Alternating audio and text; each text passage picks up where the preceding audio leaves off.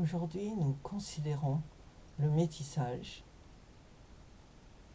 à partir de l'ouvrage de Philippe Chanson, Variations métisses, 10 métaphores pour penser le métissage, publié en 2011. C'est là un très bel ouvrage, depuis les citations de Montaigne, Gide, Césaire, Laplantinenus, qui l'introduisent jusqu'à sa conclusion, ouvrant sur un vaste univers riche de sa multiplicité en dialogue.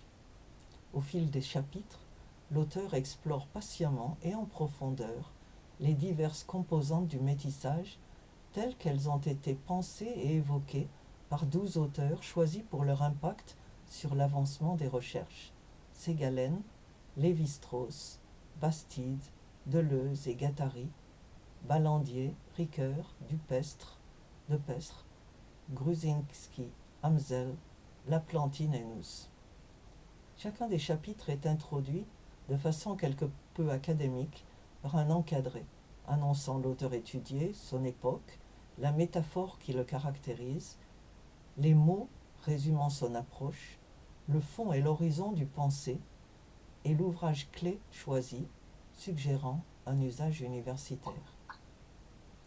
Ces 10 chapitres sont chacun une invitation à admirer à la fois de près et en contexte l'une des métaphores d'un métissage caractérisé par le divers et présenté comme mosaïque, rhizome ou banyan, mais aussi qualifié de divers, bricolage, mouvement, récit, texte, mélange, branchement ou oscillation.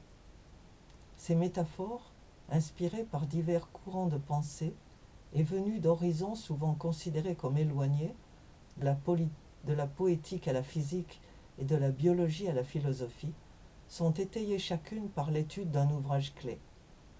Solidement charpenté, approfondi et couvrant un siècle de réflexion, l'ouvrage démontre la centralité du métissage, la richesse qu'il apporte à notre monde et sa relation aux différentes disciplines concernées, de la littérature à l'anthropologie et à la science politique.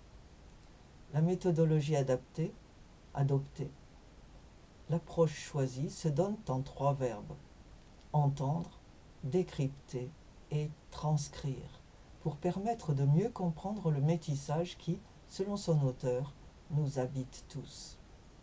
Exploration au pluriel, voyage, errance, rencontres et échanges sont insérés dans l'espace et dans le temps, avec leurs défis, leurs angoisses, leurs questionnements, leurs tensions, leurs ratés, qui tissent un réseau fluide sur lequel se meut une pensée à l'image des chapitres de l'ouvrage, tâtonnante, exigeante, sans cesse en mouvement, dont les conclusions sans cesse remises en cause ne peuvent être que transitoires.